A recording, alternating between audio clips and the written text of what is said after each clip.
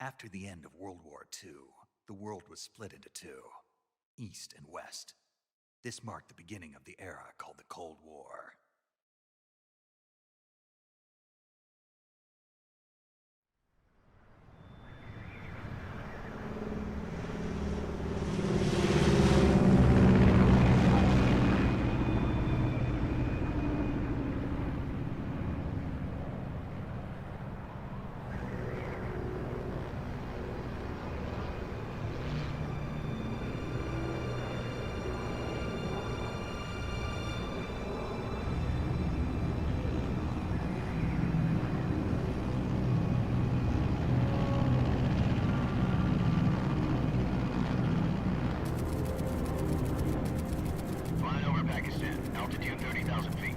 Approaching Soviet airspace.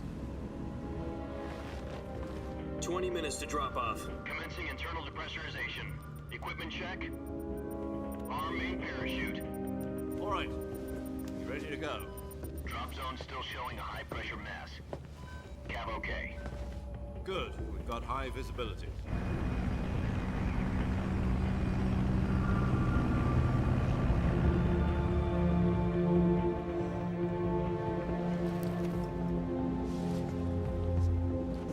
Put out that cigar.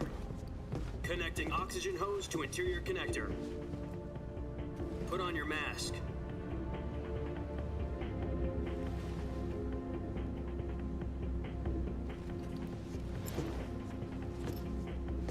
Does this panty waste know what he's doing? Approaching release point. 10 minutes to drop off. Hey, are you deaf? He said put out the cigar and put on your mask.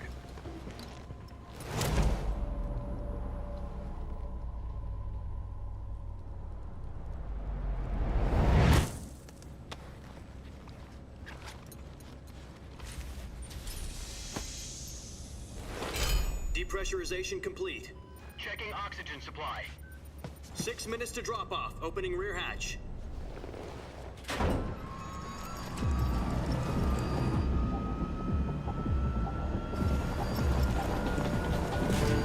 Sunrise.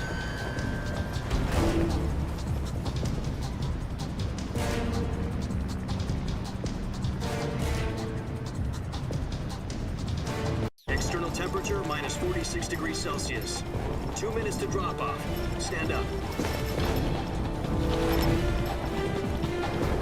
You'll be falling at 130 miles per hour.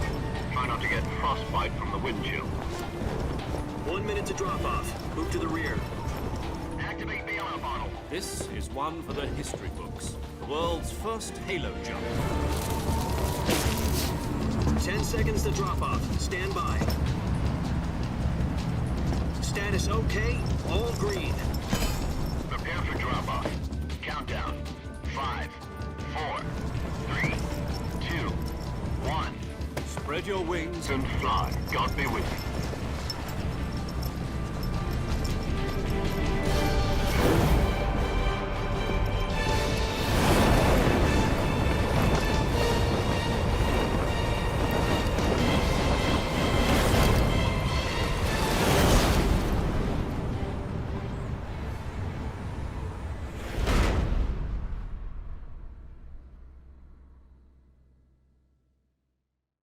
Jack, I've got some important news.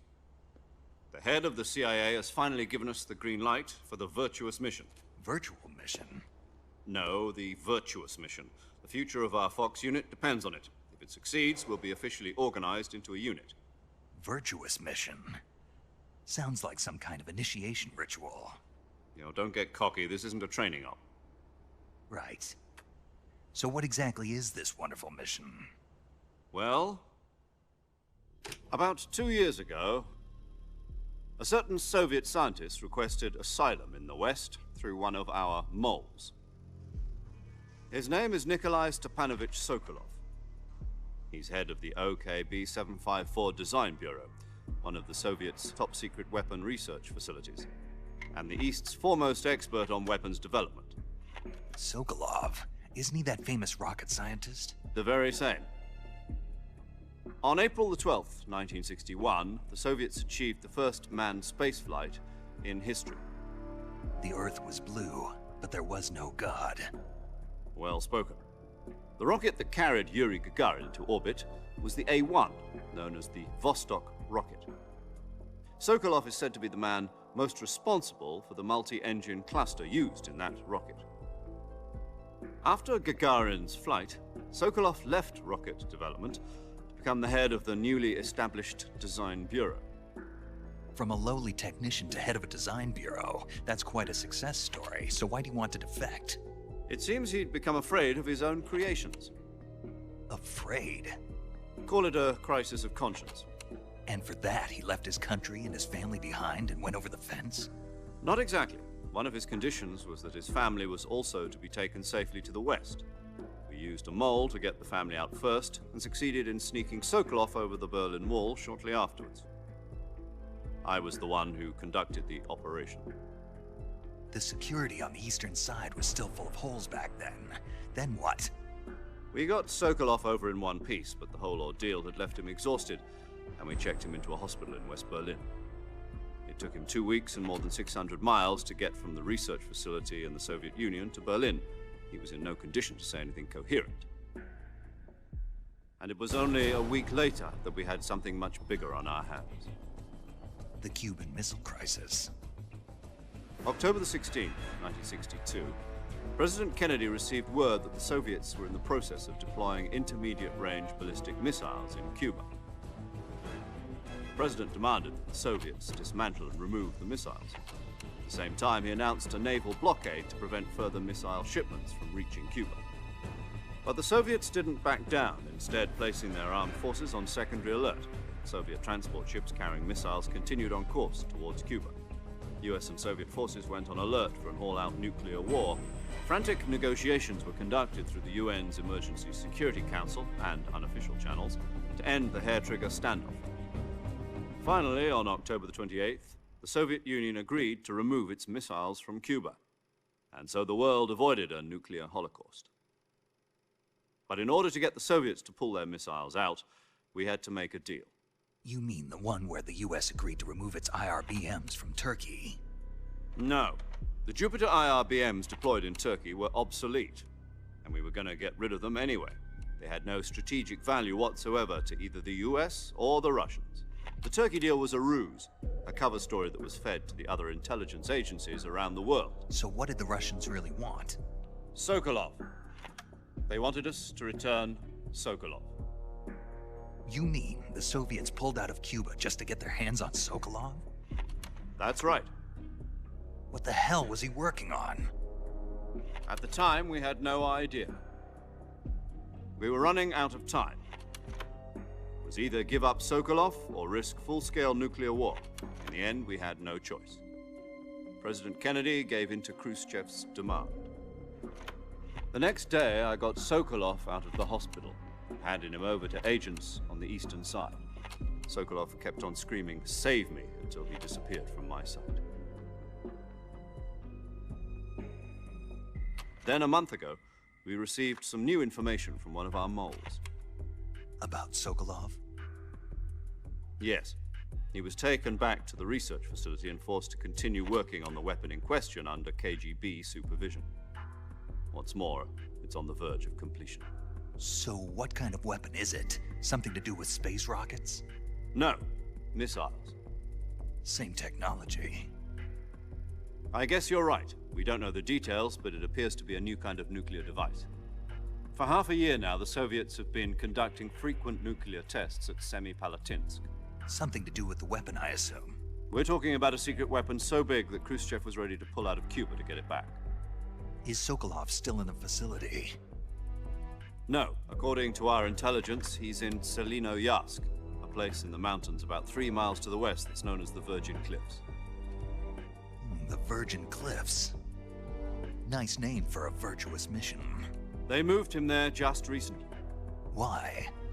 Apparently, they're conducting a field test of the weapon, but it's our best chance to get him back. This mission would never have been possible if he was still in the research facility. This is our last chance. Sokolov must have known that too when he contacted us.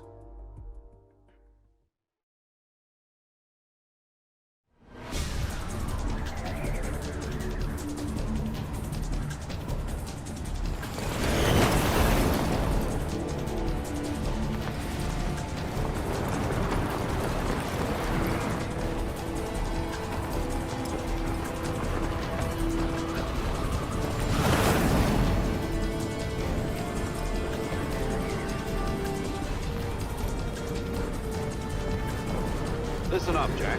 Your mission is to infiltrate Selino-Yarsk in the Soviet mountains, ensure the safety of Sokolov, and bring him back to the West.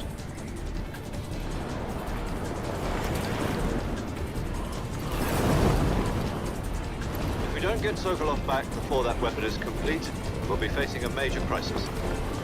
The clock is ticking.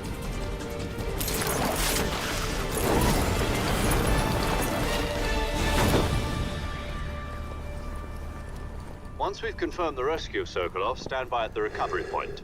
A recovery balloon will be dropped at that point. Helium will be pumped into the balloon to inflate it. The process takes about 20 minutes. Once it's complete, the gunship's arm will latch onto the balloon and pull it up. The Fulton surface-to-air recovery system. I'm familiar with the theory. Take it easy. It's been combat-proven. Do you think Sokolov is up to it? The shock will be less than during a parachute jump, and the arm can handle up to 500 pounds. So you're planning on going over the border in a single combat Talon? She's equipped with two 6-barrel 20mm Vulcan cannons, as well as two 40mm machine guns. Sounds like she could hold her own against a battalion of tanks. Even with the fuel in the reserve tank, we're facing a 4-hour time limit. If all goes well, it shouldn't take more than a few hours. Home in time for dinner. But if anything goes wrong, you'll be eating dinner, breakfast, and all the rest of your meals in the jungle.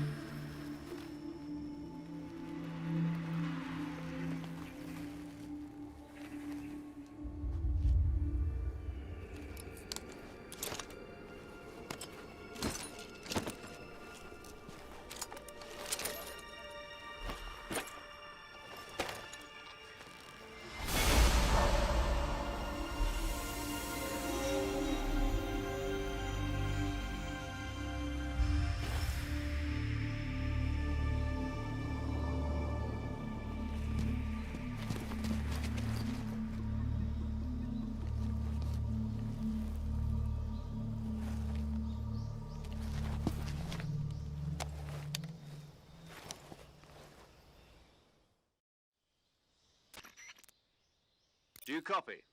You're already in enemy territory, and somebody might be listening in. From here on out, we'll be using code names to refer to each other.